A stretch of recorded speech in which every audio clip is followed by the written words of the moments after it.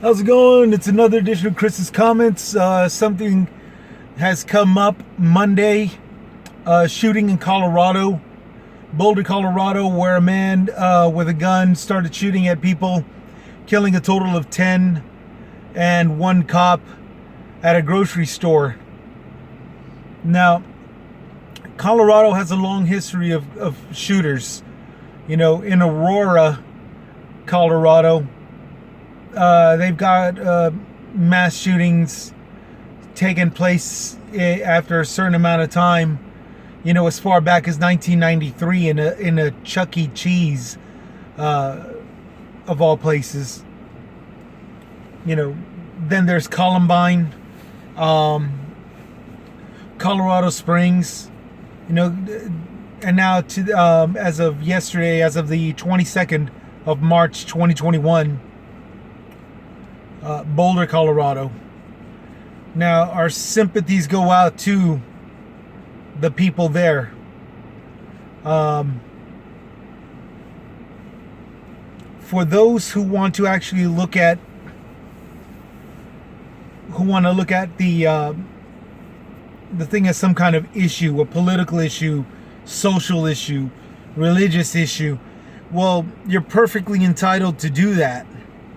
It's going to be hard right now to make any kind of assumption because the police right now aren't releasing much information, not even on the gunman, you know, and the motive and the possible motive that he had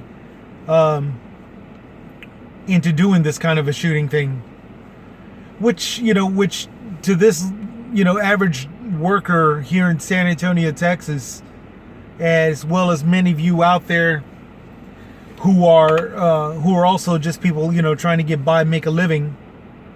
That's fine. The motives to this one shooter that's already caught is not that important now, as is the possibility of copycats, shooters for whatever reason. And I say this because it's more than likely, just by looking at the scenario, it's more than likely the gunman didn't go, Asian hating. He didn't go off, hitting massage parlors, so more than likely the sex addiction thing, and desperate to try to stop it. More than likely, the sex addiction thing is not a valid excuse or the sole purpose of its motivation. That gunman has an entirely different motive as opposed to the previous one who took his anger out on the Asian community. So with that in mind, what we are looking at is another person that thought he could solve a problem with a gun. Okay. Whatever the problem was, whatever his motive was, the reasons for bringing it out, and, mass shooting. And it's more than likely this is a kind of type of influence that goes on after seeing somebody else hit it. I mentioned Columbine just a little while ago. Columbine was a school shooting. There was a school shooting before Columbine the same year. It was down in Alabama where a young boy was shooting at his fellow students at his school with I think it was a 30-06. Not much coverage was put on that. The only thing that the news anchors could say was the same question: how could anybody let a child have a gun and use it to shoot at schools? And as much as the media tried to probe the situation and all this stuff, everybody in Alabama, including all the way down to the citizens, including law enforcement, all of them closed the doors on the news reporters and wouldn't let anybody get any answers. And I bring that up because it's exactly what the police are doing right now in Colorado, in Boulder, to be more specific. They're just not letting anything out, any information out.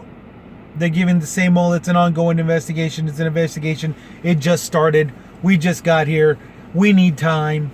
You know, the same runaround that you're not getting any information at all.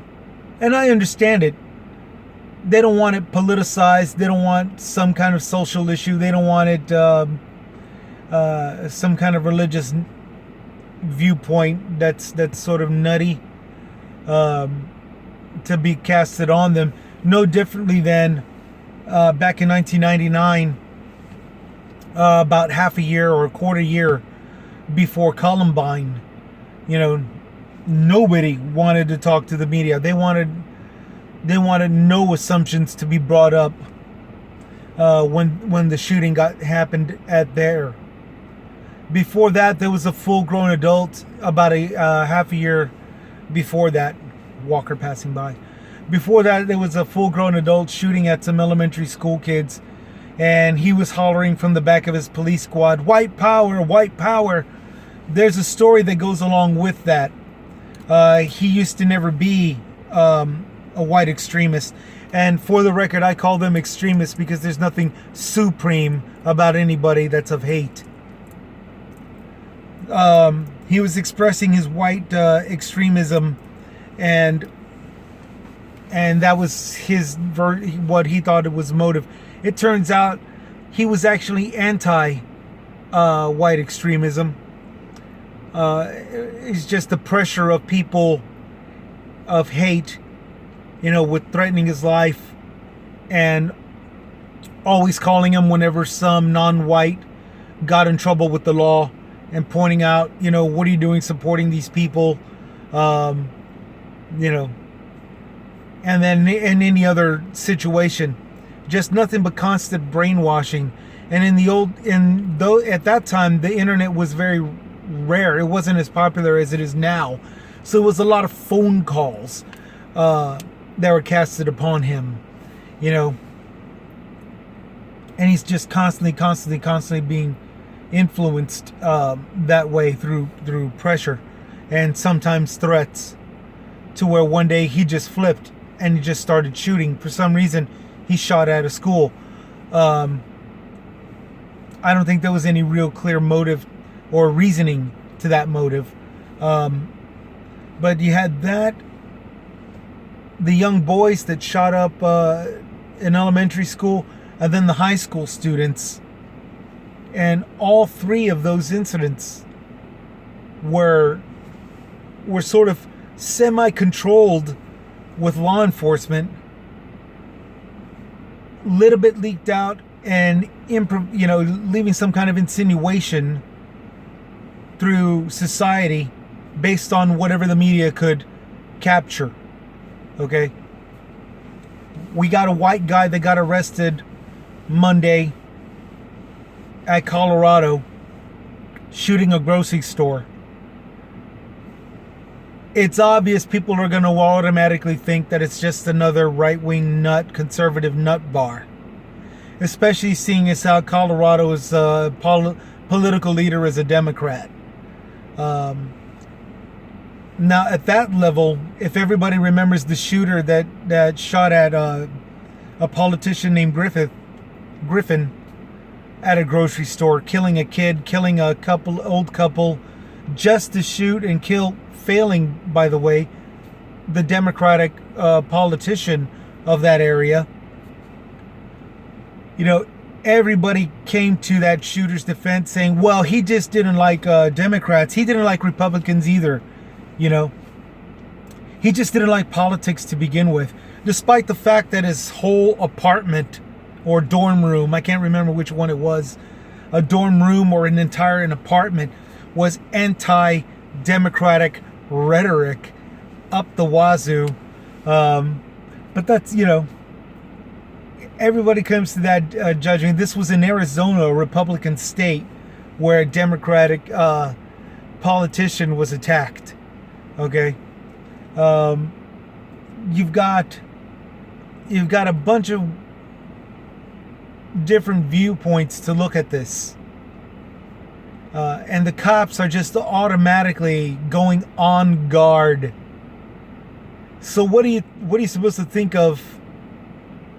How are you supposed to, absorb this in order to move on? There's a lot of people that are still unaware of it.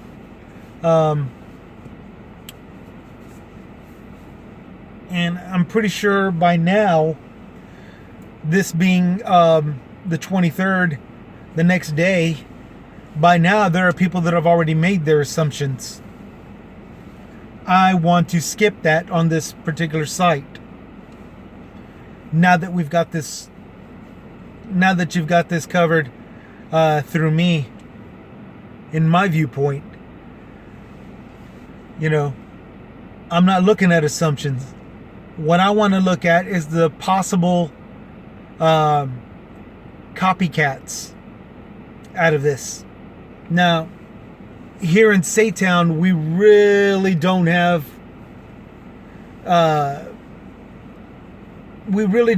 anything to lead to that kind of thing. Of course, you never really know. Who knows where these nut bar gunmen go, to think it.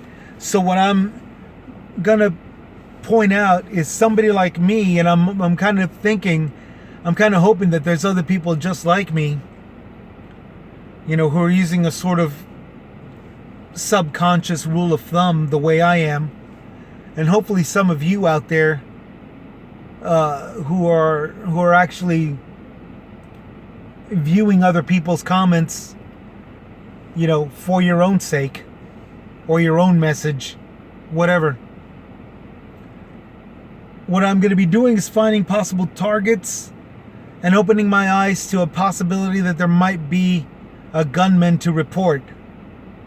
Okay? And I say report because more than likely, me being in a car, I'm not going to be able to be close up to him. Especially in a parking lot. In San Antonio, Texas, a shopping area in San Antonio, Texas. It doesn't matter what kind of day it is. It doesn't matter how free and open the highway might be. Almost every shopping plaza is congested, and there's just no way that I'm going to be able to, if there's any way that I'm going to be able to notice somebody, it is going to be from a distance, while watching out from pedestrians crossing and wacky drivers that think that it's cool to drive through a parking lot like a race course, and all this other babbling bullcrap.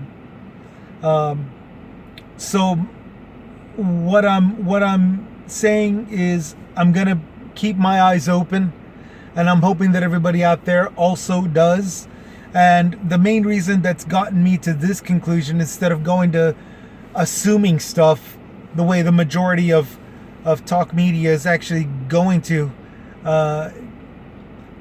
one of the witnesses to the Boulder, Colorado shooting yesterday, one of those witnesses said that he actually walked past him, the gunman, and was a little stunned, didn't know what to do. That is concerning, but at the same time, it's not surprising. A lot of people don't know what to do. We do now. You see somebody with a gun that's about to run right into you, or somebody with a rifle, you know he's going to use it. Report it. Call it in. And you're more than likely not going to be like that one guy at Boulder, Colorado. You're more than likely not going to be that guy that's going to walk right past him. You've got stuff to do. We all do. We all have a very busy schedule. So, just call it in. Your call, that might even lead to a prevention of a mass killing. Not all guys open fire immediately. A lot of guys tend to have a tendency to stop and look around first. I think building up the courage to execute their plan. And there's hardly ever any time where they're just bum rushing in and laying people to waste. Those are hits. We all know that those are usually having something to do with some kind of other criminal activity in their criminal world. You know, gunmen are usually a little different. They have a tendency to scope out a place and build up this anger or the energy or the courage to lay people to waste.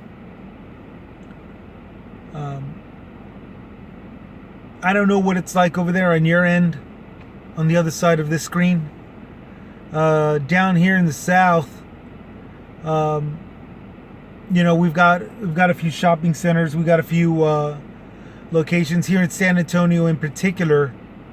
We've actually got refuge for the homeless who have been suffering through this winter freeze that wound up having people, without a house. Certain evictions and stuff through the pandemic from last year, and now we have a migrant crisis. More than likely, some of them are coming over here to San Antonio. Right now, they're all pretty much kept at the border, but it's obvious that other sanctuary cities, will be taking in those that actually have their paperwork, those that are that prove that they're who they are and are passing the COVID test. They're finding out that they're not infected, and then the ones who actually have relatives here in the States, not necessarily just in Texas.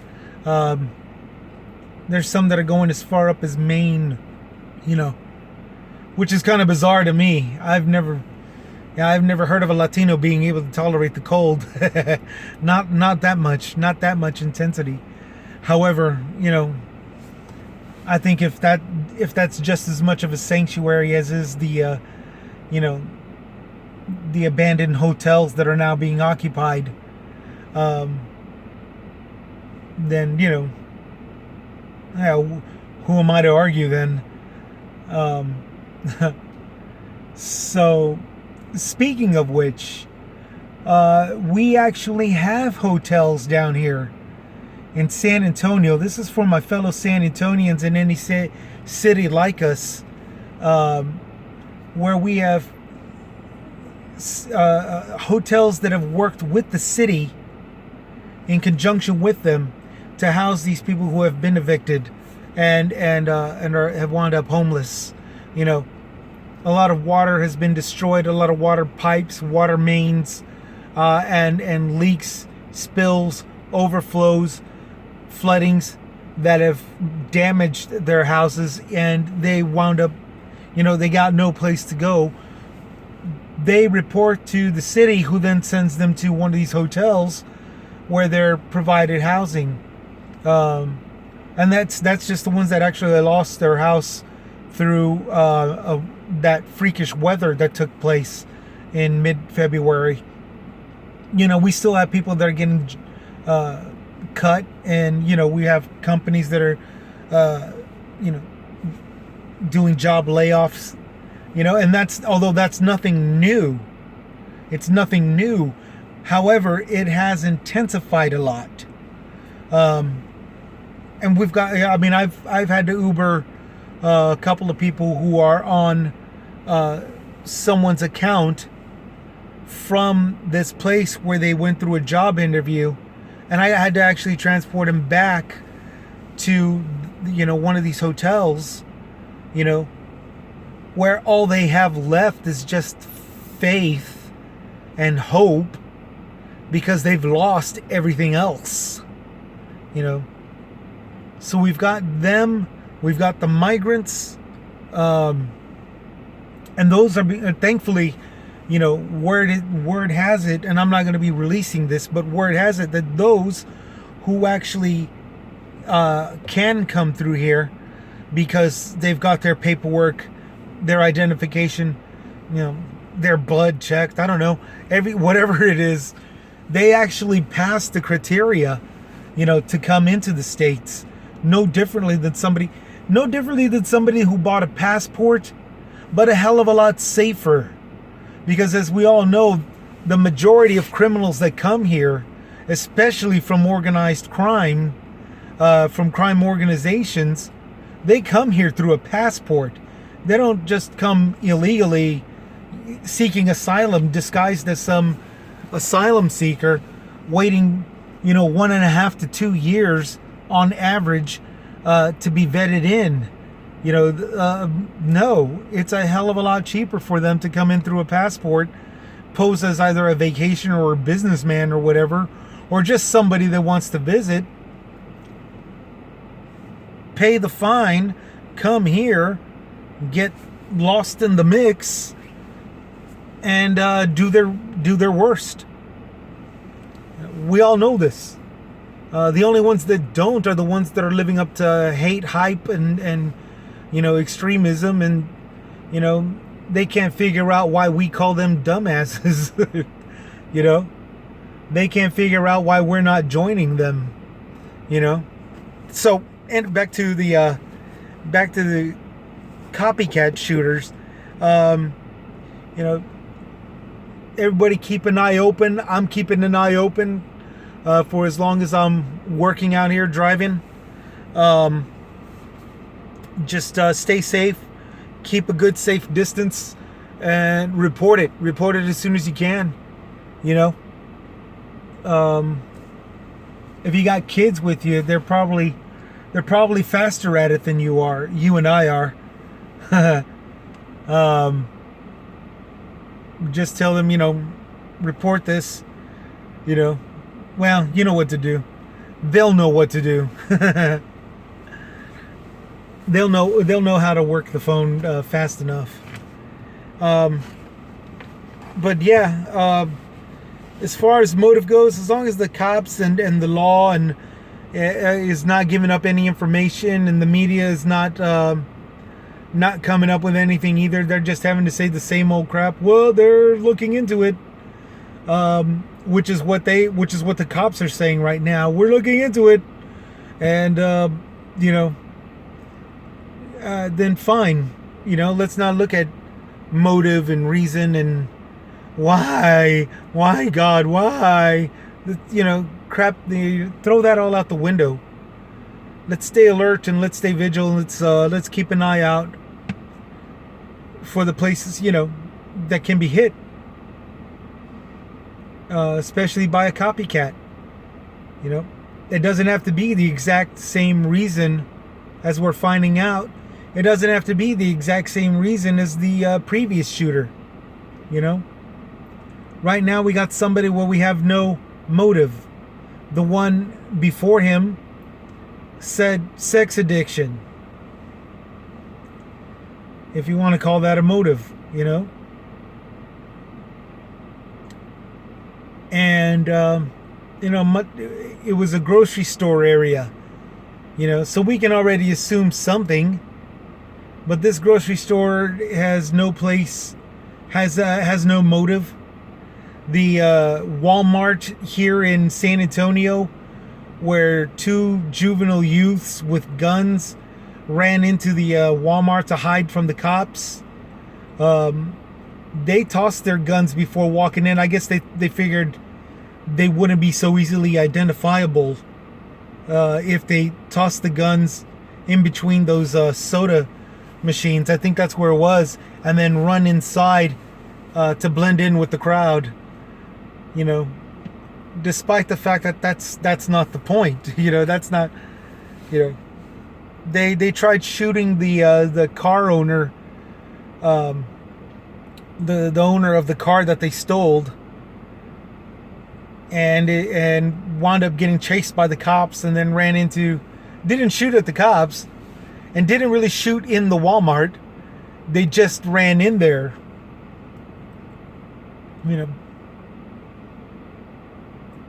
So at that grocery store, the grocery and department store, was an entirely different motive altogether.